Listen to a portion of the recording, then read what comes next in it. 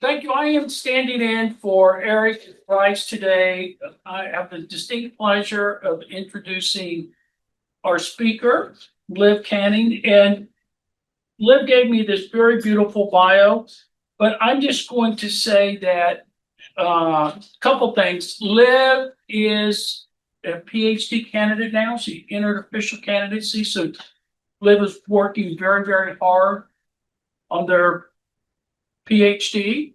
And today, Liv is going to, you can see from the title, talk about moral injury, but from the standpoint of it's how it relates to post-traumatic stress disorder. So without further ado, Liv, and I think Liv would rather get through the presentation and then questions and answers afterwards. Yes. Or just tell me I did a great job. Oh, yes. Well, that goes without saying, Liv. You've done a great job. Cool. Yeah, thanks everyone for being here. Today I'm sharing some work that contributed to my qualifying exam on pathways from potentially morally injurious events, or PMIEs to PTSD, and what the results mean for how we work with veterans in clinical settings, and also how we measure and think about potentially morally injurious events in research. So as most of us know, military personnel face some of the most complex psychological challenges in their job, not just from the physical dangers of combat, but also from the moral and ethical conflicts that they experience. So many service members return home carrying the weight of events that violated their deeply held values, leading to profound emotional distress. So these experiences don't always fit neatly into traditional PTSD frameworks. Yet they can be just as devastating, contributing to depression, social withdrawal, and even suicide risk. So despite growing awareness of potentially morally injurious events, we still don't fully understand how these experiences translate into long-term psychological harm. So what are the pathways between experiencing moral conflict and developing PTSD symptoms? Are certain emotional responses like guilt, anger, stress, or loneliness especially important in this process? So this study aimed to answer these questions by identifying the specific mechanisms that link potentially morally injurious events to PTSD. We can better understand why some veterans struggle more than others, and more importantly, how to intervene effectively. This is critical because traditional PTSD treatments, which focus primarily on fear-based trauma, aren't fully addressing the emotional and moral struggles that many veterans face. So I'm kind of throwing out these terms, PTSD, moral injury, and PMIEs, and I wanted to kind of distinguish between the three because they're easily confused, and there's actually a lot of debate in the literature about their overlapping. First, PTSD is what we're most familiar with. So it's a clinical diagnosis that develops after following exposure to a traumatic event that the DSM defines as criterion A. So criterion A trauma typically involves direct or indirect exposure to actual or threatened death, serious injury, or sexual violence. This category can include experiences such as combat, physical assault, sexual violence, or life-threatening accidents. And according to the DSM-5, PTSD is thought to be primarily fear-based, with symptoms such as hypervigilance, avoidance, and intrusive memories stemming from a heightened threat response. By contrast, moral injury refers to the psychological and emotional distress that arises not from threat-based trauma necessarily, but from violations of deeply held moral values. So it's characterized by emotions such as guilt, shame, anger, or betrayal, which can disrupt an individual's sense of identity as well as their relationships and worldview. So while not a clinical diagnosis at the moment, moral injury is a concept used to understand a distinct form of suffering that may follow certain traumatic experiences. So it's been associated with elevated risk for depression, anxiety, suicidal ideation, and other indicators of psychological. And PTSD and moral injury do frequently co-occur. They are conceptually distinct. Not all individuals with PTSD experience moral injury, and not all individuals with moral injury meet diagnostic criteria for PTSD. So this distinction is critical for treatment, like I talked about. As standard PTSD interventions such as warrant exposure, cognitive processing therapy may be insufficient for these moral emotions. Instead, moral injury may require more targeted approaches, focusing on guilt, shame, and meaning making, such as adaptive disclosure or self-compassion therapy, or approaches focused on reestablishing one's sense of self. And then finally, what I'm mostly focusing on today is potentially morally injurious events. So these are events or experiences that can lead to moral injury or PTSD. Unlike criterion A traumatic events, PMIEs don't necessarily involve a life-threatening danger and can actually fall outside the DSM-5's definition of criterion A or of trauma.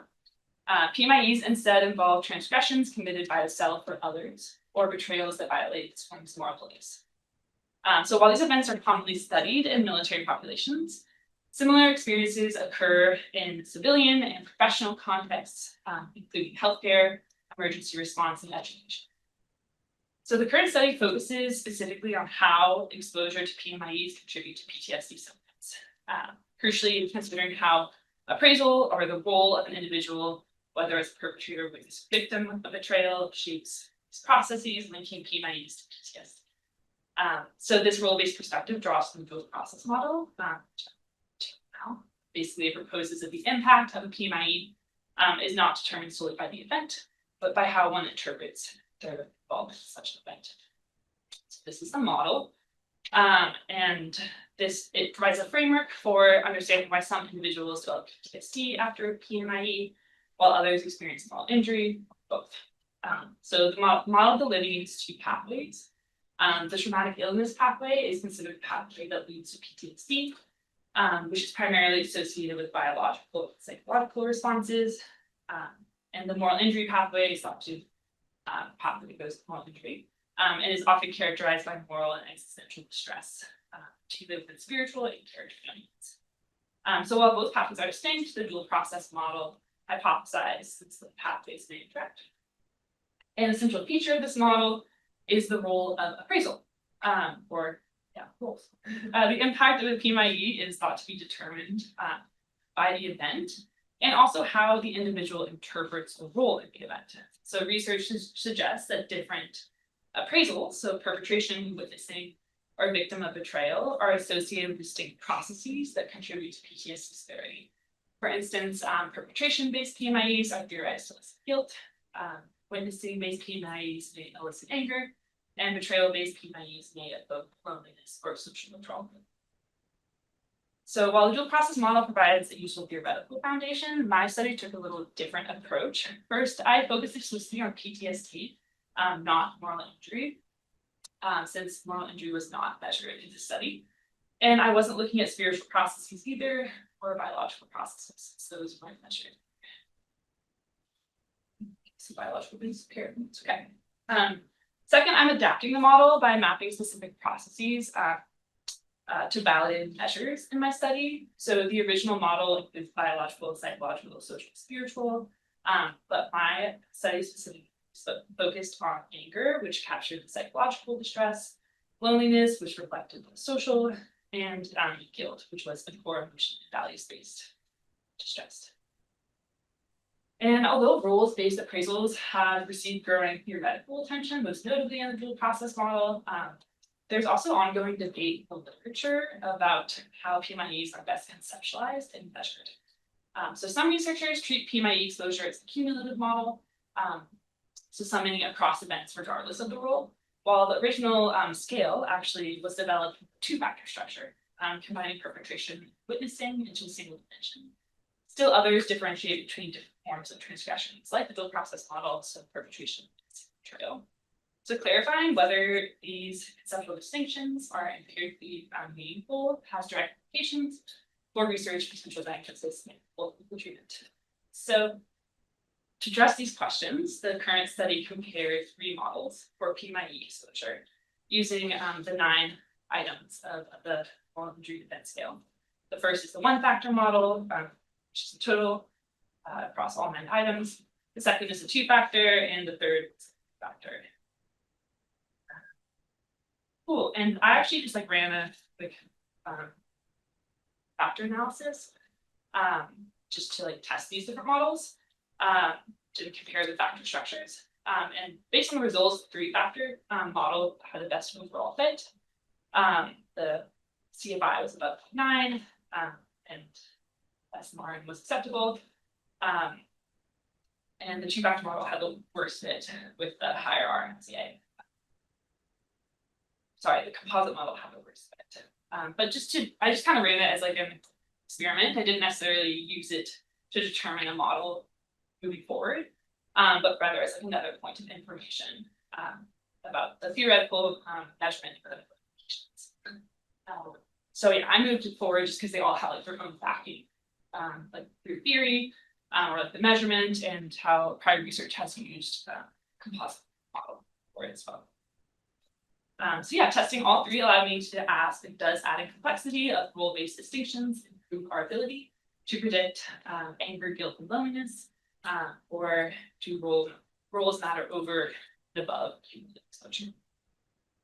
So my major aim was assessing whether some of the proposed mechanisms of the dual process model mediates the association between PMIE exposure and PTSD severity.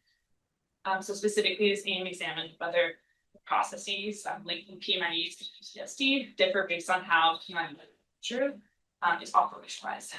So by testing these models, the study aimed to identify which conceptualizations of PMIEs is most explanatory of PTSD symptoms and which mechanisms most strongly drive this association. So you'll notice I didn't include any specific hypotheses on certain roles aligning with certain processes like the dual process model does. I just tested all the mediators across all types, so it allowed it was more conservative and allowed a more comprehensive test of whether distinct pathways truly mapped onto distinct roles. Oh, and I guess I'm going to say here that all models control age, sex, race, which is dichotomized as white and non-white, higher levels of PTSD symptoms, and higher levels of anger and loneliness. Guilt is only measured at time 5, so control levels. So to investigate these questions, I conducted a secondary analysis using data from a large longitudinal cohort of post-9/11 veterans. This data set provides a really unique opportunity to examine these pathways over time. And it was an online survey conducted between 2020 and 2022. And the data set followed over around 1,200 post-9/11 veterans, with data typically collected 6 months intervals over 2 years. So here's the overview of our participant sample. The average age was about 35, and the vast majority, over 90%, were men, with 85% identifying as white. There was representation from all major service branches, though the Army made up the largest portion of 65%.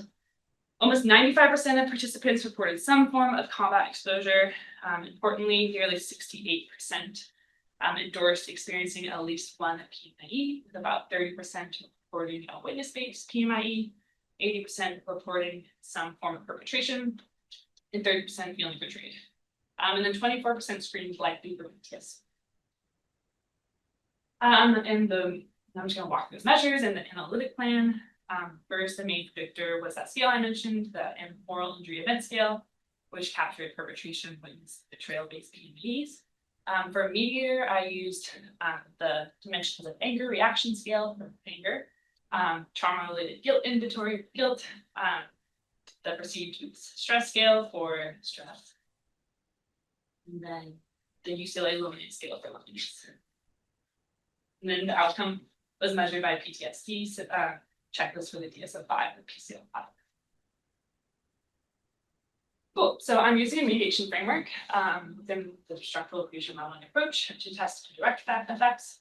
So in this setup, the A path represents how PMIE exposure predicts the mediator, for example, anger. The B path represents how the mediator then predicts PTSD.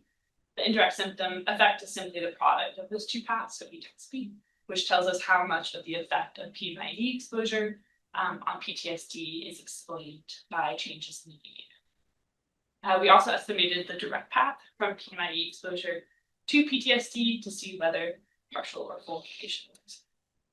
And then evaluate model fit using standard indices.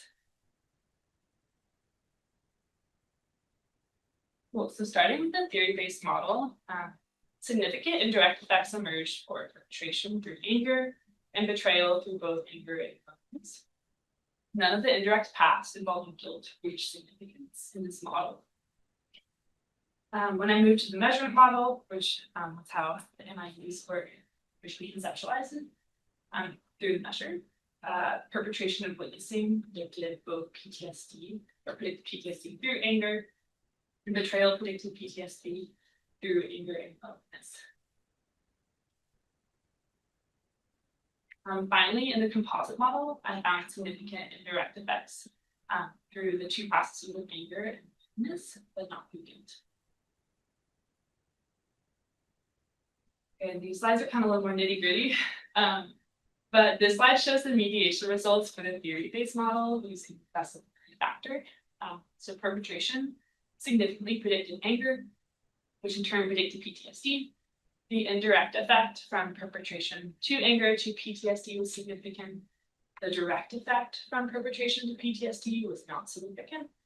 So this pathway reflected full mediation, which suggests that anger fully explains the association between perpetration and PTSD in this model. Perpetration did not significantly predict loneliness, although loneliness did predict PTSD. So there's no mediation. Perpetration also strongly predicted guilt, but guilt did not predict PTSD. So although the A path was strong, the B path was not, so there was no mediation there. Witnessing didn't significantly predict any mediator, so there was no significant indirect effects that made guilt or loneliness. However, it did have a strong direct effect on PTSD, indicating its influence might operate through other mechanisms not tested here, or that our mediators caption the relevant pathways. Betrayal predicted both anger and loneliness, and both pathways showed significant indirect effects on PTSD. Importantly, the direct effect of betrayal to PTSD was not significant, suggesting full mediation. So these processes may fully account for how betrayal contributes to PTSD. This is the results for the measurement-driven model, which groups perpetration and witnessing together, and analyzes betrayal as its own factor, following the original Slittle's two-factor structure. So starting with perpetration and witnessing, this combined factor significantly predicted anger, and anger significantly predicted PTSD. So this pathway showed a significant indirect effect, but the direct effect also remained significant, indicating partial mediation. So anger is one of the several mechanisms that might be linking these events to PTSD. Loneliness also didn't mediate this relationship. It was significantly associated with PTSD, but the perpetration and witnessing combined did predict loneliness. So that's where the A path was missing. Perpetration and witnessing also predicted guilt, but guilt didn't predict PTSD, so no mediation occurred there. Betrayal significantly predicted anger, and that in turn predicted PTSD. This resulted in a significant indirect effect via anger, although the direct effect was non-significant, suggesting full mediation. Betrayal also significantly predicted loneliness, which predicted PTSD, yielding a second significant indirect effect. Another example of full mediation. However, like in other models, guilt did mediate the betrayal pathway. And finally, this slide presents results from the composite model, where all PMIE items are summed into a single predictor score. So the PMIE composite significantly predicted both anger and loneliness, and both of these pathways significantly predicted PTSD symptoms. Both indirect effects through anger and through loneliness were statistically significant, while the direct effect remained significant as well. This means that this model supports partial mediation, with anger and loneliness accounting for some, but not for all, of the relationship between PMIEs and PTSD. In contrast, while the composite score also predicted guilt, guilt did not predict PTSD symptoms. So again, no mediation via guilt. And then here's a summary, of the fit indices for the three mediation models. So AIC and BIC are best used for comparing the competing models. They don't have absolute thresholds. In contrast, RMSCA, CFI, SMRMR, provide benchmarks for how well a single model best fits. So the role, all of them have great fit, but the role-based model had poor fit across all indices. The measurement model also showed a poor fit, despite approximating the original MIES structure. And the composite model showed the best relative fit of the acceptable CFI, but the high RMSEA SRMR suggests some models. So across all models, high RMSEA and SRMR values highlight ongoing challenges in fully capturing the complexity of PMIE experiences, pathways. Cool. So just some similarities and differences across all models. Anger and loneliness consistently mediate the relationship between PMIEs and PTSD symptoms, suggesting that they are robust processes regardless of how PMIEs are conceptualized. In contrast, guilt did not significantly mediate PTSD symptoms. Of the PMIE rules, perpetration and betrayal were associated with at least one process, but witnessing was not associated with any recent questions about distinctness as a construct or other concerns about guilt and sympathy. So these patterns suggest some convergence across models that certain processes like anger and loneliness and roles like perpetration and betrayal appear stable across systems. So this offers the qualified support for the dual process model. While the three-factor role-based structure that's composed by the dual process model fit best in our CFA, suggesting that participants conceptually distinguished between moral transgression types. The mediation model had poor fit, suggesting these roles distinctions did not consistently map onto other specific processes. Anger and loneliness emerged as the most consistent mediators, and guilt failed to significantly mediate PTSD symptoms in any model. Betrayal and perpetration emerged as the most common predictors, while with not predicting responses. And these findings challenge the assumption of the model that each PMIE role reliably activates a distinct pathway. Instead, they point toward a more process-centered framework where roles may shape or contextualize responses, but maybe don't rigidly determine.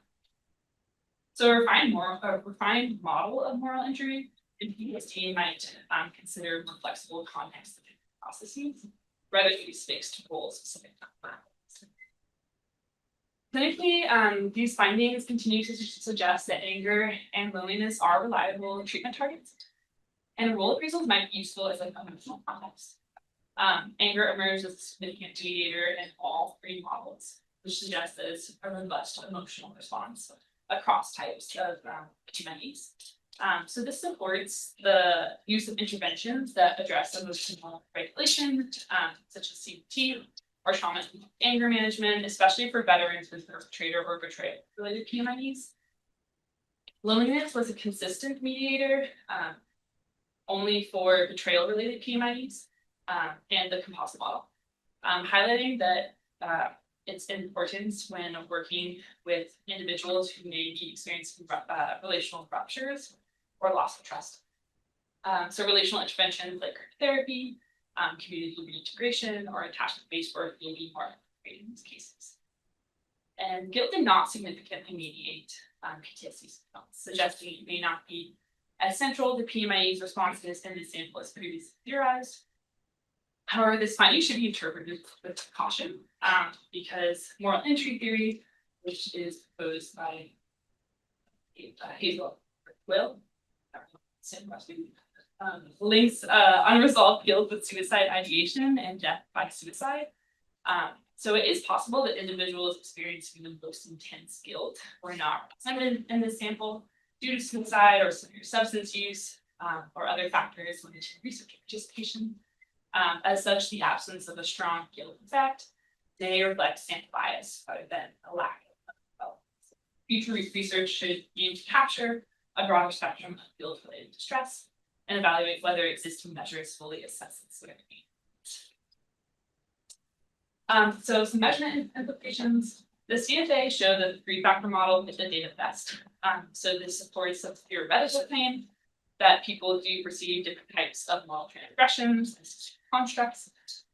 This model also aligned with the process model, making it a very conceptually grounded measurement model. However, when using these three factors into mediation model, the distinction didn't significantly improved prediction of PTSD symptoms. Only perpetration and betrayal were associated with possibilities. Witnessing is not significantly related to one mediator or to any mediator. So this weakens the utility of separating witnessing as a standalone role in applied models, especially given how strongly correlated that witnessing and betrayal subscales were. So this overlap suggests that certain role combinations may frequently co-occur, potentially blurring distinctions between categories such as perpetration, witnessing, and betrayal. As a result, the responses associated with each role may have also effect. For instance, a veteran who felt betrayed may have also experienced guilt or anger, not only limited. This role overlap may also reduce the ability to detect distinct patterns in how each PMIE subscale relates to PTSD symptoms, thereby limiting the added value of modeling role-based subscales. In contrast, the composite model, which summed all items into a single score, showed better fit overall. In the mediation analysis, it also clearly predicted both anger and loneliness to most reliable mediators. So while the composite score sacrifices the theoretical nuance, it does appear to capture the shared consequences of PMIEs more efficiently, making it a potential useful tool for predicting PTSD outcomes in practice. So what does this mean for future research in clinical use? So if your aim is theoretical clarity, such as studying how different PMIE types map onto emotional or moral appraisals, the three-factor model remains the best option. If your goal is prediction or clinical screening, where you need like a parsimonious, reliable model of risk for PTSD, the composite score may be more practical. More broadly, these findings highlight the need for future refinement of the measurement of MIEs, possibly through better item construction or additional measures that separate goals from responses.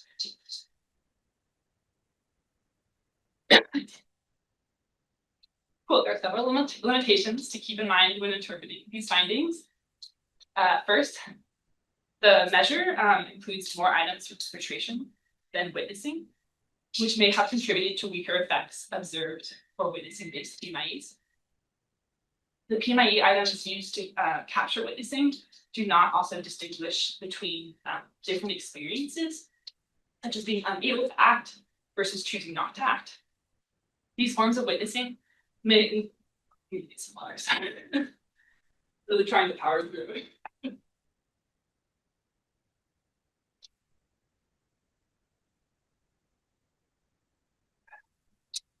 One day I'll get used to talking for this long.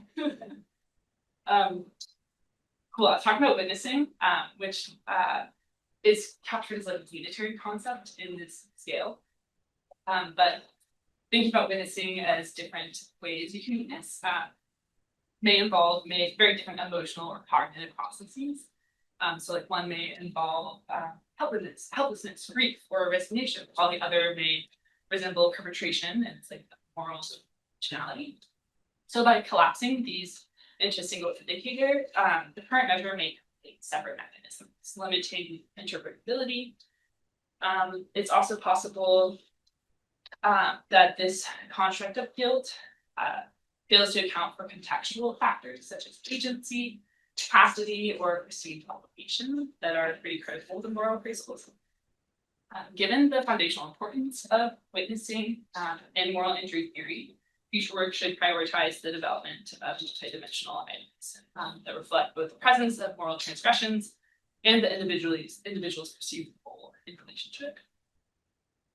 Second, while the scale demonstrated strong internal consistency with the MIES scale, many items complete exposure and emotional appraisal. This makes it challenging to determine whether participants endorse what happened or how they interpreted it, or both. So future research may benefit from measurement strategies that more clearly separate event exposure from emotional responses, such as narrative methods or ecological momentary assessment. Third, PMIE roles are often overlapping, both psychometrically and veterans' lived experiences. So this likely obscured distinct role-based pathways and made it harder to detect differential effects. Also, all variables were self-reported, which introduces potential bias from memory, distortion, and social desirability. The study also only focused on 3 dimensions of the dual process model, so anger, guilt, and loneliness, excluding spiritual and biological processes that may be irrelevant. Model fit was also pretty suboptimal, particularly in the role-based mediation model, underscoring the need for refined measurements and analytic approaches. Misfit likely stems from overlapping contracts with measure, where items blend exposure and appraisal, and from modeling multiple mediators simultaneously. And finally, the sample lacked demographic diversity, which may limit the generalizability of those findings to broader veterans. So with that all in mind, future directions should refine the measurement by separating event exposure from appraisal, and expanding beyond anger, guilt, loneliness to include spiritual and biological dimensions. Longitudinal designs using cross-line group mediation models could clarify how moral emotions hold over time and for whom PMIs are most harmful. Also, although participants reported average levels of exposure to PMIs, the current study did not collect count data on the number of distinct events experienced, or the specific roles occupied across those events, which limits our ability to assess the cumulative or compounding effects of PMIs. And of course, modeling moral injury more directly, which wasn't possible here, could really help clarify which pathways are unique to PTSD and which are to moral injury, and replication in a more diverse in civilian populations is also essential to form inclusive, context-sensitive models. So to wrap up, this study sheds light on the complex ways that PMIs contribute to PTSD by identifying key role-specific pathways. By distinguishing between different types of PMIs and their consequences, we can move towards interventions that are precise and more effective and ultimately more compassionate. Thank you so much. Have a great day.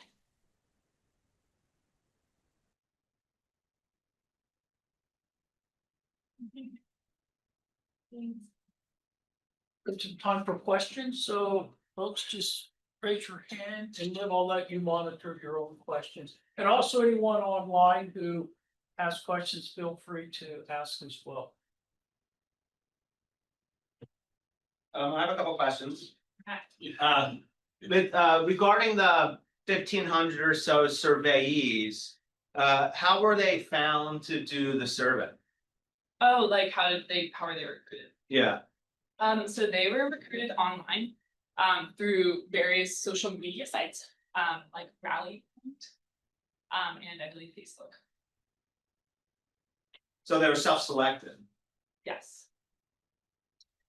And then I'm not sure this is much of a question, and you addressed a lot of things that came up for me, but I found it interesting, and you filled it out a little bit, but I wonder if there's any more. That guilt, which I see as the closest to morality-ish compared with anger, loneliness, guilt, really individualized with people close to their morality.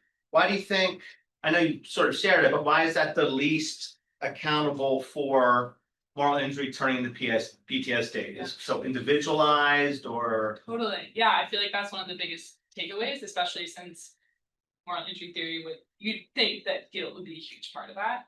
I think the scale, well, yeah, first of all, like I said, the scale captures one version of guilt. It doesn't necessarily capture like if you were a perpetrator, like if you like witnessed something that happened, maybe you like kind of like thought of yourself as a perpetrator.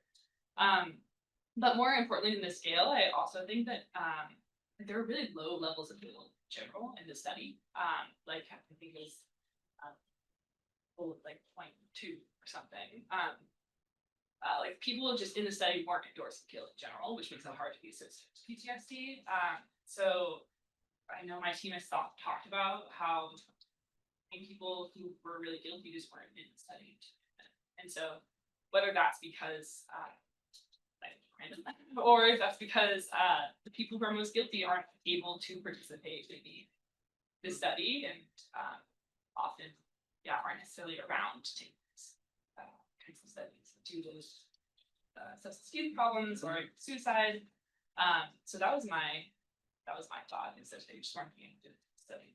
And Sam, there is a fairly significant literature on the valence of emotions. And obviously anger, betrayal have greater valences than does guilt. Because oftentimes guilt leads to anger and a sense of betrayal also. And so, and just thinking about the role of emotions in the whole pathway, that's probably the least studied of all of them, because those aren't the only emotions that are active. And, my question to you, Liv, is anger or anger, not anger, but like the roles, perpetrator, victim, and witness are all multifactorial, right? Yeah. Do you have any, like, if you were going to explore those three roles in more detail, how you would approach that? And you hit on the one like witness, right? Witness, you could think of witnesses being unable to act or failure to act. And psychologically, and when you talk to anyone who fails to act, they really take on more of a perpetrator identity than a sort of innocent bystander. Like, there I was, what could I have done? I showed up after the fact, versus watching Sam do something and not do anything, in which case, in some ways, I enabled him. So how would you start separating those out? You didn't put that in future research, so that's why I'm asking you now. Yeah, I feel like I wouldn't use the scale that I used if I was going to separate them out.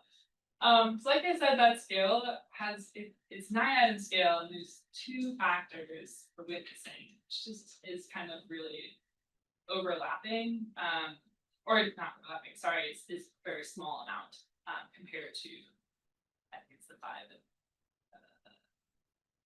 2. No, it would be 4 and 3. So I think I would try and find a different scale, I think. And I think also I would try and find, like, another limitation was, right, we did talk about the event that happened. It's just like people's appraisals of the event.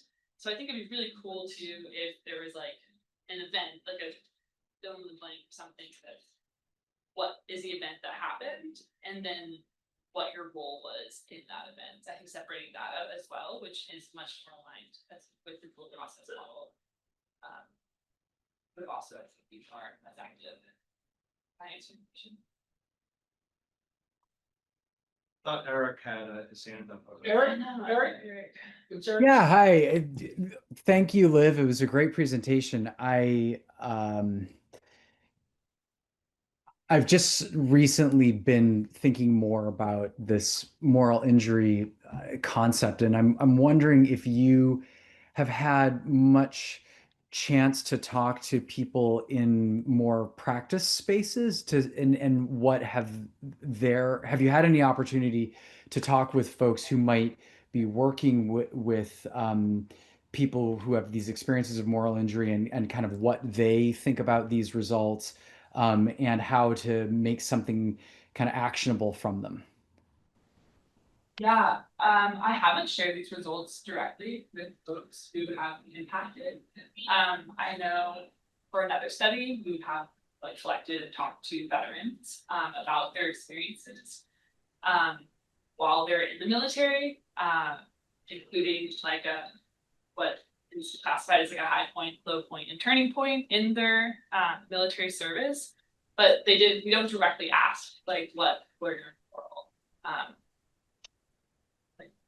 what was the moral implications of this? And I haven't shared my research with those folks, but it could be an opportunity for sure with that sample, to share the results that came out of this study. And I'm continuing to do work on moral injury with that sample as well. So it would be really cool to try and disseminate that. Thanks. Yeah, thank you.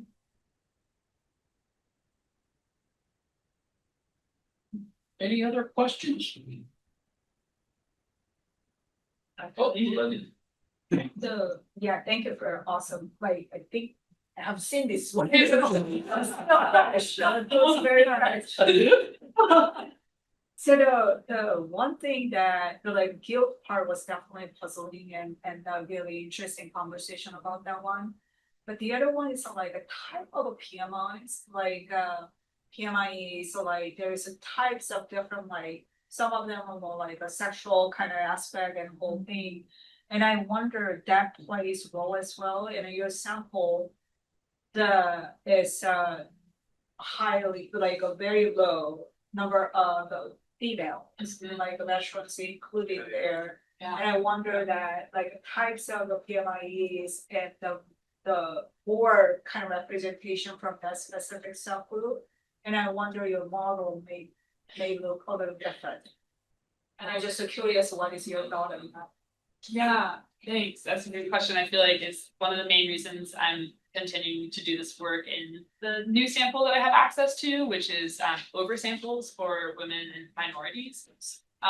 So it's the opposite of the sample. I feel like 50% women and like majority racially and ethnically diverse. And so I think it's a really cool opportunity to see kind of like retest this in some ways of like, oh, will this stay the same with the sample? Or like you said, I think sexual violence is a really salient betrayal and victim based PMIE. So seeing how, and that's often really highly associated with gender. So I feel like seeing how that plays out, whether that's controlling for sexual trauma, or I think in my studies, looking at the moderation of that, it's really cool opportunity. Because I agree, I think this is very limited in its generalizability of it's kind of just how white men in the army experience PMIs.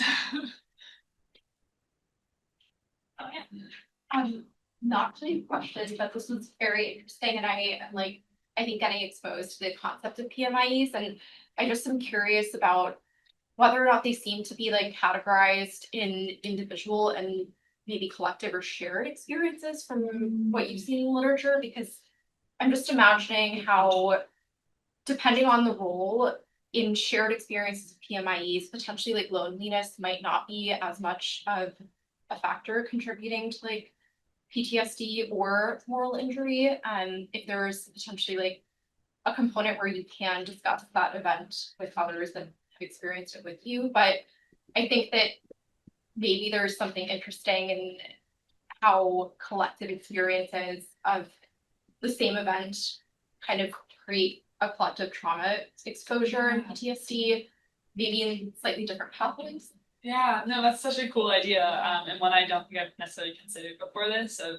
how, like, right, you have a shared experience, not only do you have more people to talk to, but maybe if you like witness something, there's like a more dissemination of guilt, right? So you're like, oh, we all didn't do something. And I feel like that also ties into like how we need a different measure where we can actually know the event, and it'd be cool to be like, oh, were other people a part of this event versus feeling in isolation. That's a great idea. Taking that into consideration. Elizabeth? Hi, thank you so much for this insightful discussion. I'm wondering, and I think that shades of this question have already been asked, but I'm wondering how we understand the concept of cumulative moral events, the smaller repeated ethical conflicts or value violations that kind of build up over time. And can these cumulative experiences lead to moral injury in the same way that a big single one does, kind of the way PTSD appears in large and small, or trauma appears large and small. And I'm thinking about workplace and bullying and other areas. Is that still moral injury? I might have asked more than one question, but I hope you understand. No, that's a great question, and something that I I know, I think when we think about like moral injury, we usually think of these like big things that happen, but it can be anything in theory that like violates your, or like I guess I should say a morally injurious event could be anything that violates your ethical beliefs. So even if you're like a doctor and maybe you couldn't give a patient the right medication, right, because of like healthcare issues. And it can be small, but the smaller ones in theory wouldn't lead to like moral injury because it's kind of, and you know, that's going to be a bigger issue that actually changes the way you like think of yourself and others. So I think that was one part of your question. The other was cumulative. Yeah, and I think that also, once again, I think it just sheds light on the limitations of this data that we don't know how many events people were exposed to. So that could really dramatically change our results, knowing that maybe if someone was exposed regardless of their role to PMIE, like over and over and over again, their pathways may be stronger or different versus someone who just saw something once or twice. That's a great point. And did you have to answer the part about the bullying in the workplace? Oh, and if that, what is it? Cumulative, I think. Yeah, if that bullying over time, like specifically bullying as the event, do you see that as a potentially morally injurious event? Yeah, I don't see why not. If you're, regardless of your perpetration, regardless of your role, if it's potentially changing your your ethical, if it's violating your ethically held beliefs, moral beliefs, then I would think that it's a potentially morally injurious event.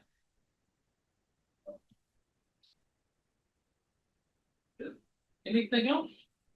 All right, well, thank you all very much, Liv. Thank you. Thanks, everybody.